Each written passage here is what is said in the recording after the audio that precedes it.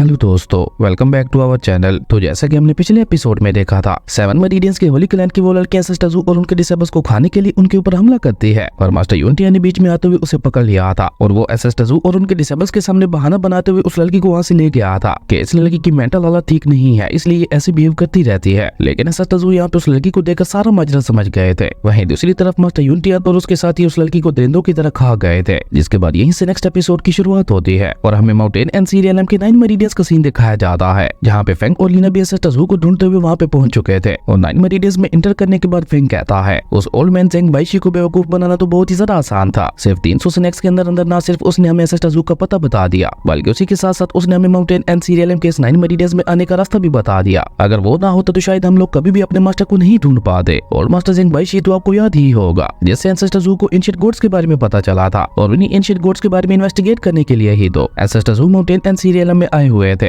अगर फिर भी आपको ओल्ड मास्टर जेंग बाइशी याद नहीं आ रहे तो आप पिछले एपिसोड एक बार फिर से देख ले। वहीं फेंग और लीना वहाँ पे समय रहते कि सिस्टर जू अभी तक भी माउंटेन एंड सीरियल के 9 मेरिडियंस में ही है, इसलिए फेंग वहाँ पे चिल्लाते हुए सिस्टर जू को आवाजें देने लगा था, लेकिन उसे वहाँ पे सामने से कोई भी रिस्पॉन्स नहीं मिल रहा था। जो देखकर फेंग रोते हुए कहता है मास्टर से मिले हुए बहुत ज्यादा टाइम गुजर चुका है, अगर हम उन्हें ढूंढने के लिए यहाँ पे नहीं आते तो न जाने वो कब वापस आते। और ऊपर से मुझे उनकी बहुत ज्यादा याद आ रही थी, काश एक बार मुझे वो मिल जाए, उसके बाद तो मैं उन्हें अकेला नहीं छोड़ने वाला। और ये कहकर फेंग वहाँ पे जोर से सिस्टर जू को बुलाते हुए कहने लगा था मास्टर आप कहाँ चले गए हो, आपका ये डिसेबल आपको बहुत ज्यादा याद कर रहा है। जो देखकर लीना थोड़ा गुस्से से उससे कहती है बेवकूफ कहीं के, अपनी बकवास बंद करो, मास्टर हमें ऐसे थोड़ी मिलने वाले हैं, हमें यहाँ के लोगों से मास्टर के बारे में पूछना चाहिए। लेकिन अभी लीना वहाँ पे ये कह ही रही थी कि तभी उन दोनों को वहाँ पे किसी बहुत ही ज्यादा पावरफुल पर्सन का ऑरा महसूस होता है, जो कि काफी तेजी से उन्हीं की तरफ बढ़ रहा था। जो महसूस करके फेंग भी वहाँ पे अपने स्पीयर को बाहर निकालते हुए फाइट करने के लिए रेडी हो गया था। और ये तो फेंग की पुरानी आदत थी कि वो हर वक्त ही फाइट के लिए तैयार रहता था, लेकिन उनके पास आने वाले लोग कोई और नहीं बल्कि उन्हीं के साथ ही डिसेबल ही थे, जो कि सेम उन्हीं की तरह सिस्टर जू को ढूंढते हुए यहाँ पे आए थे, जिनमें लिंग जुई, लिंगार, लिंग जुई और हाउ जियान शामिल थे। और उन चारों को वहाँ पे देखकर लीना उनसे सवाल करते हुए पूछती है कि आप चारों यहाँ पे कैसे आ गए, जिस पे लिंग जुई उसे जवाब देते हुए कहती है कि जैसे तुम लोग यहाँ पे आए हो। उस ओल्ड मास्टर जेंग बाइशी को बेवकूफ बनाना बहुत ही ज्यादा आसान था, वो हमसे सिर्फ 3 स्नैक्स लेकर ही हमें यहाँ पे भेजने के लिए रेडी हो गया। और अभी वो लोग वहाँ पे आपस में बातें कर ही रहे थे कि तभी वहाँ पे कुछ डीमन पपेट्स भी आ जाते हैं। वही लिंग जुई लीना के पास आते हुए उससे कहती है तुम दोनों को क्या लगा था कि तुम दोनों हम सभी को इतनी आसानी से बेवकूफ बना लोगे, तुम दोनों जो ओल्ड मास्टर जेंग बाइशी से छुप के मीटिंग्स कर रहे थे, मुझे उसके बारे में सब कुछ पता था। और जब तुम दोनों क्लैन से बहाना बनाकर निकले थे तभी मैं समझ गई थी कि दाल में जरूर कुछ काला है, इसलिए हम चारों भी तुम्हारा पीछा करते करते यहाँ तक चले आए। रिंजुई की ये बात सुनकर लीना वहाँ पे थोड़ा हड़बड़ाते हुए उससे कहती है ये मेरा प्लान नहीं था, ये इस बेवकूफ फेंग का प्लान था। जिस पे रिंजुई लीना को तसल्ली देते हुए कहती है कि घबराओ मत, तुमने जो भी किया सही किया, वरना सिस्टर जू के सभी डिसेबल्स यहाँ पे चलने के लिए कहते। वहीं तब तक 9 मेरिडियंस के वो डीमन पपेट्स उनके काफी करीब पहुंच चुके थे और अचानक उनमें से एक डीमन पपेट ने तो आगे बढ़ते हुए वहाँ पे उनके ऊपर हमला भी कर दिया था। लेकिन हाउ जियान ने वहाँ पे टाइम रहते ही उसके अटैक को रोकते हुए अपनी पावर का यूज करके उसे वहाँ पे पीछे की तरफ फेंक दिया था। और हाउ जियान ने इतनी ताकत से उसे वहाँ पे पीछे की तरफ फेंका था कि वो एक स्टोन को तोड़ता हुआ सीधा उसके अंदर ही घुस गया था। वहीं अपने ऊपर हुए अचानक उस हमले को देखकर लीना थोड़ा गुस्से से कहती है ये जो भी था कितना ज्यादा घटिया इंसान था, भला कोई रात में इस तरह से छुप के भी अटैक करता है, खामखा इसने मुझे यहाँ पे डरा दिया। पर तभी वहाँ पे एक और डीमन पपेट काफी तेजी से उनके ऊपर हमला करने के लिए आगे बढ़ता है, जो देखकर फेंग ने अपने स्पीयर को बाहर निकालते हुए खुद आगे बढ़कर उस डीमन पपेट के ऊपर हमला कर दिया था और मार के उस डीमन पपेट की हालत ही खराब कर दी थी। और आखिर उस डीमन पपेट के ऊपर एक बहुत ही ज्यादा पावरफुल हमला करके उसे वहाँ पे पीछे की तरफ गिरा दिया था। लेकिन वो डीमन पपेट गिरने के बाद दोबारा वहाँ पे उठ गया था और उसी के साथ साथ वहाँ पे मौजूद सभी डीमन पपेट्स ने फेंग को वहाँ पे चारों तरफ से घेर लिया था। जो देखकर फेंग भी थोड़ा चौंकते हुए कहता है ये लोग तो मुझे कोई मोटल कल्टीवेटर्स नहीं लग रहे, बल्कि ये लोग तो ऐसे फाइट कर रहे हैं जैसे ये लोग इंसान ना होकर कोई मोस्टर्स हो। और ये कहकर फेंग दोबारा वहाँ पे अपने स्पीयर को आगे लेकर उन सभी के ऊपर हमला करने के लिए आगे बढ़ता है। और देखते ही देखते उसने वहाँ पे एक बार फिर से काफी सारे डीमन पपेट्स को मारते हुए उन्हें वहाँ पे नीचे गिरा दिया था। लेकिन फेंग वहाँ पे जितने ज्यादा डीमन पपेट्स को मार रहा था, एक तो वहाँ पे तादाद में दुगने डीमन पपेट्स आए जा रहे थे और ऊपर से जो मर रहे थे वो भी वहाँ पे दोबारा जिंदा हुए जा रहे थे। वहीं बाकी सभी को भी अब वहाँ पे डीमन पपेट्स ने चारों तरफ से घेर लिया था। जो देखकर रिंजुई कहती है कि मुझे तो लगता है ये सभी मोटल कल्टीवेटर्स पागल हो गए हैं, जो ये लोग बिना कुछ बोले पागलों की तरह हमारे ऊपर अटैक किए जा रहे हैं। और ये कहकर वो सभी भी वहाँ पे उन डीमन पपेट्स को मारने के लिए आगे बढ़ गए थे और वहाँ पे बहुत ही तेजी से उन डीमन पपेट्स का खात्मा करने लगे थे। पर तभी अचानक रिंजुई को वहाँ पे बहुत ज्यादा गुस्सा आता है, इसलिए अचानक ही वो वहाँ पे एक स्वॉर्ड फॉर्मेशन बनाते हुए उसे उन सभी डीमन पपेट्स के ऊपर अटैक करते हुए उन्हें वहाँ पे खत्म कर देती है। लेकिन वो सभी डीमन पपेट्स मरने के बाद दोबारा वहाँ पे जिंदा हुए जा रहे थे, जो देखकर अब वो सभी भी वहाँ पे थोड़ा परेशान हो गए थे। और लीना वहाँ पे थोड़ा घबराते हुए कहती है कि आखिर ये सभी लोग मरने के बाद दोबारा जिंदा कैसे हुए जा रहे हैं, मुझे तो लगता है ये लोग जिंदा हैं ही नहीं बल्कि ये ऑलरेडी मर चुके हैं। और तभी उन डीमन पपेट्स ने वहाँ पे एक बार फिर से उन लोगों को चारों तरफ से घेरते हुए उनके ऊपर हमला कर दिया था, जो देखकर उन सभी ने भी वहाँ पे एक बार फिर से अपनी अपनी पावर का यूज करते हुए उन सभी के ऊपर हमला करके उन्हें वहाँ पे पीछे की तरफ गिरा दिया था। पर वो डीमन पपेट्स वहाँ पे एक बार फिर से खड़े होकर उनके ऊपर हमला हमला करने के लिए आगे बढ़ते हैं, लेकिन तभी हमें वहाँ पे मिस चू की आवाज सुनाई देती है, जो कि एक खास स्पेल को बोलते हुए उन सभी डीमन पपेट्स को वहीं पे रुकने के लिए कहती है। और मिस चू की आवाज सुनकर वो सभी डीमन पपेट्स भी वहीं पे रुक गए थे, जैसे कि वो सभी लोग कोई स्टैचूज हो। वहीं मिस चू अपनी बात आगे बढ़ाते हुए उन सभी डीमन पपेट्स से कहती है, तुम सभी लोग काफी देर से जगे हुए हो और अब तुम लोगों को बहुत ज्यादा नींद आ रही है, इसलिए तुम सभी लोग यहीं पे सो जाओ। और मिस चू के ऐसा कहते ही वो सभी के सभी डीमन पपेट्स वहीं पे सो गए थे। ये मिस चू का हिप्नोटाइजिंग मेथड था, जिसकी मदद से कभी वो 9 मरीडेस के लोगों को लूटा करती थी। वहीं ये देखकर हाउजियन हैरान होते हुए कहता है, ये सभी लोग तो सिर्फ एक स्पेल में ही सो गए, मुझे तो ये कोई लेजेंडरी सेंट लेवल की स्किल लग रही है, जिसका मतलब है कि इस स्किल को यूज करने वाला पर्सन बहुत ही ज्यादा ताकतवर होगा। इसलिए हाउजियन वहाँ पे बहुत ही रिस्पेक्ट से बोलते हुए कहता है, द ग्रेट मास्टर, हम नहीं जानते कि आप कौन है, प्लीज सामने आकर हमें अपना चेहरा दिखाइए। और हाउजियन के ऐसा कहते ही वहाँ पे मिस चू की एंट्री होती है, जो कि वहाँ पे आते हुए कहती है कि शुक्र है मैंने यहाँ पे टाइम पे आकर इन्हें पकड़ लिया, इन सभी का कॉन्शियसनेस माइंड अभी बहुत ज्यादा कमजोर है, इसलिए मेरी हिप्नोटाइजिंग स्किल इनके ऊपर काम कर गई। अब ये लोग आराम से अगले 6 महीनों तक या 1 साल के लिए सोते ही रहेंगे। वही हाउजियन वहाँ पे मिस चू को बहुत ही गौर से देख रहा था, और वो मिस चू को देखकर हैरान होते हुए अपने मन में कहता है, मुझे यकीन नहीं हो रहा कि इस इतनी यंग लड़की के पास एक लेजेंडरी सेंट लेवल की स्किल है। और तभी मिस चू वहाँ पे उन सभी से सवाल करते हुए पूछती है, आप सभी लोग कहाँ से आए हो? क्या आप सभी लोग 7 मरीडियन से आए हो? जिस पे वहाँ पे उनमें से कोई उसे जवाब दे पाता उससे पहले ही वो खुद ही कहती है, छोड़ो तुम लोग जहाँ से भी आए हो मुझे उससे क्या, पर तुम सभी लोग बहुत ज्यादा लकी हो जो तुम सभी की मुलाकात आज मेरे साथ हो गई। और ये कहकर वो वहाँ पे एक टेक्निक बुक को बाहर निकालते हुए कहती है, ये हमारे क्लैन की एंशिएंट टेक्निक्स वाली बुक है, जिसके अंदर काफी अमेजिंग और कमाल की टेक्निक्स लिखी हुई है। इस एक एंशिएंट बुक की कीमत 10,000 स्पिरिट स्टोन्स है, और यकीन मानो इतनी कम कीमत में तुम लोगों को ऐसा कुछ कहीं से भी नहीं मिलेगा। वहीं वो सभी लोग तो वहाँ पे मिस चू की बातें सुनकर ही हैरान हुए जा रहे थे कि आखिर ये लड़की यहाँ पे कर क्या रही है, ये तो यहाँ पे अपना बिजनेस ही खोल के बैठ गई है। और ऊपर से फेंग वहाँ पे उस एंशिएंट बुक को देखकर एक्साइटेड होते हुए कहता है, मुझे ये बुक चाहिए, मैं इसे खरीदना चाहता हूँ। फेंग की ये बात सुनकर मिस चू वहाँ पे एक ड्रैगन पोर्ट को भी बाहर निकालते हुए कहती है कि ये ड्रैगन पोर्ट भी कम नहीं है, इसके ऊपर जो ये एंशिएंट पैटर्न्स बने हुए हैं, कहा जाता है कि इन्हें एंशिएंट इमोर्टल्स ने बनाया था। वैसे तो इसकी कीमत 10,000 स्पिरिट स्टोन्स है, लेकिन आप लोगों को मैं ये 9,80,000 स्पिरिट स्टोन्स में भी देने के लिए तैयार हूँ। जो देखकर फेंग वहाँ पे एक बार फिर से एक्साइटेड होते हुए कहता है कि हाँ मुझे ये भी चाहिए। फेंग की ये बात सुनकर लीना उससे वहाँ पे गुस्से से घूरने लगती है, और तभी रिंदुई वहाँ पे सीरियस होते हुए मिस चू से कहती है, नहीं हमें इनमें से कोई भी चीज नहीं चाहिए, लेकिन हम लोग तुमसे कुछ पूछना चाहते हैं, क्या तुम हम लोगों को बता सकते हो कि यहाँ पे ये सब क्या चल रहा है, और आखिर ये लोग हमारे ऊपर इस तरह से अचानक अटैक क्यों कर रहे थे, और ऊपर से मरने के बाद भी ये लोग दोबारा जिंदा कैसे हुए जा रहे थे, आखिर इन इमोर्टल कल्टीवेटर्स के साथ ऐसा क्या हो गया जो इनकी ऐसी हालत हो गई। जिस पे मिस चू साफ झूठ बोलते हुए उनसे कहती है कि इस बारे में तो मुझे भी कुछ नहीं पता, हाल ही में यहाँ पे बहुत ज्यादा गर्मी पड़ रही है, तो हो सकता है गर्मी की वजह से इन सभी लोगों की ऐसी हालत हो गई हो। मेरे पास भी इनका कोई परमानेंट इलाज नहीं है, मैं हमेशा इसी तरह से अपनी स्किल का यूज करते हुए इन लोगों को सलाह देती हूँ, जिसके बाद ये सभी लोग अगले 1 साल तक किसी को भी परेशान नहीं करते। और ऊपर से यहाँ पे इनकी तादाद दिन ब दिन बढ़ती ही जा रही है, जिसकी वजह से मेरा बिजनेस भी बहुत ज्यादा घाटे में चल रहा है। और ये कहकर वो परेशान होकर वहाँ से जाते हुए कहती है, पता नहीं मेरे बिजनेस का क्या होगा, अगर ऐसे ही चलता रहा तो एक दिन तो मुझे अपने इस बिजनेस को बंद करना पड़ेगा। और ये सब कहते हुए मिस चू अभी वहाँ से जा ही रही थी कि तभी फेंग उसे वहाँ पे रोकते हुए कहता है कि रुको रुको, और उसे रोककर वहाँ पे उसके पास जाते हुए उससे पूछता है, क्या तुमने यहाँ पे कहीं हमारे मास्टर ज़ू को देखा है? मास्टर ज़ू का नाम सुनकर मिस चू उससे पूछती है, कहीं तुम उसी पावरफुल पर्सन के बारे में तो बात नहीं कर रहे जो कि एक चुटकी बजाकर किसी को भी खत्म कर सकता है? जिस पे फेंग खुशी से हाँ में अपना सर हिलाते हुए कहता है कि हाँ मैं उन्हीं के बारे में बात कर रहा हूँ। उसके बाद सीन शिफ्ट होता है और हम मास्टर ज़ू को देखते हैं, जो कि 7 मरीडियंस में आखिर क्या चल रहा है इसके बारे में पता लगाने के लिए अपनी डिवाइन स्पिरिचुअल एनर्जी का यूज कर रहे थे। और इस बीच वो एक बहुत ही अजीब जगह पे आ गए थे, जो कि देखने से उसे एंशिएंट डेविल गॉड का स्टे हाउस लग रहा था। और ये वही एंशिएंट डेविल गॉड था जिसकी वजह से माउंटेन एंड सीरियलम के सभी मरीडियंस की ऐसी हालत थी। उस एंशिएंट डेविल गॉड को भी एंसेस्टर ज़ू के माउंटेन एंड सीरियलम में आने की खबर हो गई थी, इसलिए उसने जानबूझकर एंसेस्टर ज़ू को वहाँ पे आने दिया था। और जब एंसेस्टर ज़ू वहाँ पे पहुंचता है तो वहाँ पे चारों तरफ ब्लडी किलिंग और फैला हुआ था, और ऊपर से एंसेस्टर ज़ू को वहाँ पे अजीब भाषा में कोई म्यूजिक भी सुनाई दे रहा था। और जब एंसेस्टर ज़ू वहाँ पे थोड़ा और आगे बढ़ते हैं तो उन्हें उस ब्लडी ओरा के बीच में एक परछाई दिखाई देती है, जिसे देखते हुए एंसेस्टर ज़ू कहते हैं, ओ तो तुम यहाँ पे छुपे हुए हो। और एंसेस्टर ज़ू के ऐसा कहते ही वहाँ पे मुझे कुछ अजीब से लोग जो कि अपने डेविल गॉड की पूजा कर रहे थे, उन सभी की नजर वहाँ पे एंसेस्टर ज़ू के ऊपर पड़ती है, और उस परछाई से आवाज आती है जो वहाँ पे हंसते हुए कह रही थी, शायद आज हमारे यहाँ कुछ मेहमान आए हैं। उस परछाई की ये बात सुनकर एंसेस्टर ज़ू भी वहाँ पे एक स्माइल करते हुए आगे बढ़ने लगते हैं, जो देखकर एक बार फिर से उस परछाई से आवाज आती है जो एंसेस्टर ज़ू से कह रही थी, तुम देखने में तो बहुत ही ज्यादा टेस्टी लग रहे हो और तुम्हें खाने में भी बहुत ज्यादा मजा आएगा, और मैं कोशिश करूंगा कि जब हम लोग तुम्हें खा रहे होंगे तब तुम्हें ज्यादा दर्द ना हो। लेकिन एंसेस्टर ज़ू उसे वहाँ पे कोई भी जवाब नहीं देते, और वो वहाँ पे बहुत ही गौर से उसी जगह की तरफ देखने लगे थे जहाँ से वो आवाज आ रही थी, जो देखकर एक बार फिर से उस परछाई से आवाज आती है जो एंसेस्टर ज़ू से कह रही थी, जैसे तुम इतनी गौर से देख रहे हो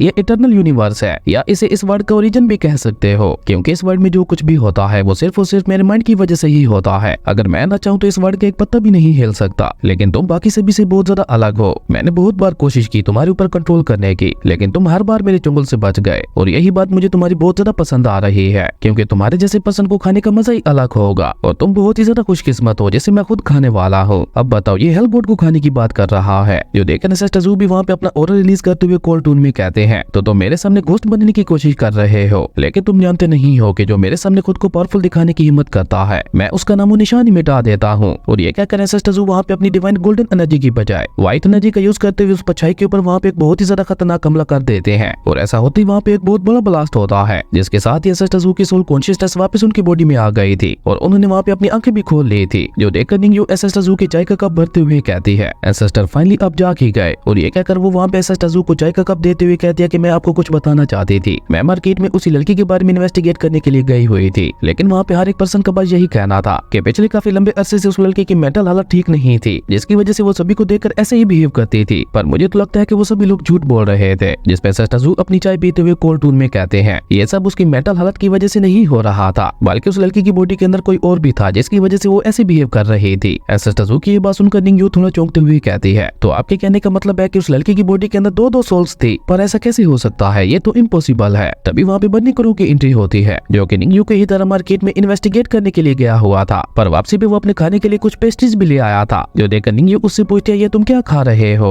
जिस पे बन्नी क्रो उस पेस्ट्री को खाते हुए थोड़ा गुस्से से कहता है, मैं जब उस लड़की के बारे में इन्वेस्टिगेट कर रहा था तब मुझे ये पेस्ट्रीज मिली, जो कि बहुत ही ज्यादा टेस्टी दिखाई दे रही थी, इसलिए मैं इन्हें खाने के लिए अपने साथ ले आया। और ये कहकर बन्नी क्रो वहाँ पे मजे से उन पेस्ट्रीज को खाने लगा था, जो देखकर निंगयू उसे वहाँ पे रोकते हुए कहती है कि रुको, इसे मत खाओ। जो सुनकर बन्नी क्रो गुस्से से निंगयू से कहता है, क्यों, क्या ये तुम्हें भी चाहिए? लेकिन सॉरी, ये आखिरी थी, इसलिए मैं ये तुम्हें नहीं देने वाला। और ये कहकर बन्नी क्रो ने वहाँ पे उस आखिरी वाली पेस्ट्री को भी खाना स्टार्ट कर दिया था, जो देखकर निंगयू उससे कहती है कि यहाँ के खाने में कुछ गड़बड़ है, इसलिए तुम्हें यहाँ पे बाहर का खाना नहीं खाना चाहिए। और ये कहकर जैसे ही निंगयू वहाँ पे बन्नी क्रो को रोकने के लिए अपना हाथ आगे बढ़ाती है, तो बन्नी क्रो को भी वहाँ पे अचानक 7 मरीडेस के बाकी लोगों की तरह दौरे पड़ने लगे थे, और वो वहाँ पे बहुत ही ज्यादा गुस्से से चलाते हुए निंगयू से कहता है, क्या तुम्हें मेरी बात समझ नहीं आ रही? मैंने तुम्हें कहा है ना, ये मेरे पास आखिरी पेस्ट्री है और इसे मैं खुद खाना चाहता हूँ। और एंसेस्टर ज़ू जो कि ये सब वहाँ पे काफी गौर से देख रहे थे, वो अचानक ही वहाँ पे अपनी डिवाइन स्पिरिचुअल पावर का यूज करते हुए बन्नी क्रो को ठीक कर देते हैं। और जैसे ही बन्नी क्रो वहाँ पे होश में आता है, तो वो खुद ही चौंकते हुए कहता है कि आखिर ये सब मैं क्या कर रहा था? और ये कहते हुए बन्नी क्रो ने उस पेस्ट्री को भी वहाँ पे नीचे फेंक दिया था, जो देखकर एंसेस्टर ज़ू वहाँ पे अपनी पावर का यूज करते हुए उस पेस्ट्री को अपने पास बुलाते हैं, जो देखकर निंगयू और बन्नी क्रो दोनों हैरान होते हुए कहते हैं, तो इसका मतलब है कि इस पेस्ट्री के अंदर जो मीट है वो किसी जिंदा इंसान का है। जिस पे एंसेस्टर ज़ू कोल टून में कहते हैं कि ये मीट यूनटियन की पुरानी बीवी का है। एंसेस्टर ज़ू की ये बात सुनकर तो बेचारे बन्नी क्रो की हालत ही वहाँ पे खराब हो गई थी, और वो उसी वक्त बाहर जाते हुए वहाँ पे उल्टियां करने लगा था। वहीं एंसेस्टर ज़ू अपनी पावर का यूज करते हुए उस पेस्ट्री को वहाँ पे खत्म कर देते हैं। तो अब आपको यहाँ पे स्टोरी बहुत ही ज्यादा कंफ्यूजिंग लग रही होगी, तो मैं आपको यहाँ पे आसान भाषा में समझा देता हूँ। असल में 7 मरीडेस के लोगों की ऐसी हालत इस वजह से है क्योंकि उन सभी को एक दूसरे को खाने की आदत पड़ गई है, और ऊपर से वो जिस भी पर्सन का गोश्त खाते हैं उस पर्सन की सोल उसकी बॉडी के अंदर भी आ जाती है, यानी यहाँ पे हर एक पर्सन की बॉडी के अंदर अलग अलग सोल्स मौजूद है। मुझे उम्मीद है अब आपको सारी बात समझ आ गई होगी। और ऊपर से ये सब एंशिएंट डेविल गॉड करवा रहा है खुद को ताकतवर बनाने के लिए, क्योंकि 10,000 साल पहले हुई फाइट में वो बहुत ही ज्यादा घायल हो गया था। मुझे उम्मीद है अब आप सभी को ये स्टोरी समझ आ गई होगी। खैर उसके बाद हमें एंसेस्टर ज़ू वाले गेस्ट हाउस के बाहर का सीन दिखाया जाता है, जहाँ वो लेडी मोस्टर जिसका नाम मोसीकी था, वो वहाँ पे उस जगह को काफी गौर से देखते हुए कह रही थी, न जाने ये जगह मुझे इतनी ज्यादा फेमिलियर क्यों लग रही है, ऐसा लगता है जैसे इस जगह से मेरा कोई बहुत ही ज्यादा पुराना नाता है। वही मोसीकी का बेटा यूनियन वहाँ पे अलग अलग चीजों के साथ खेलते हुए मजे कर रहा था, क्योंकि उस बेचारे का बचपन तो पूरा मुसीबतों में गुजरा था, इसलिए वो वहाँ पे नई और अलग अलग चीजें देखकर बहुत ही ज्यादा खुश दिखाई दे रहा था। और तभी यूनियन वहाँ पे एक छोटे से पेट का पीछा करते हुए वहाँ से बाहर की तरफ भागने लगा था, और जैसे ही वो वहाँ पे उस पेट को पकड़ता है तो वो पेट उसे काट कर भाग गया था, जिसकी वजह से वहाँ पे यूनियन का खून बहने लगा था, जो देखकर मोसीकी अपने बेटे के पास जाते हुए उससे कहती है, तुम ठीक तो हो ना? लेकिन इसी बीच वहाँ पे मास्टर यूनटियन की एंट्री होती है, जो कि मोसीकी के पास जाते हुए पीछे से ही कहता है, मेरी लेडी फाइनली तुम वापस आ ही गई, मैंने तुम्हें इन बीते सालों में बहुत ज्यादा मिस किया है। उस आवाज को सुनकर मोसीकी भी वहाँ पे खुश होती हुई कहती है, मेरे हस्बैंड, इसका मतलब है तुम उस दिन बच गए थे। लेकिन जब मोसीकी पीछे मुड़कर देखते हैं तो उसके सामने मास्टर यूनटियन खड़ा था, और ये देखकर मोसीकी को वहाँ पे एक झटका लगता है, जो देखकर यूनटियन उससे कहता है, क्या तुमने मुझे नहीं पहचाना? ये मैं हूँ तुम्हारा हस्बैंड,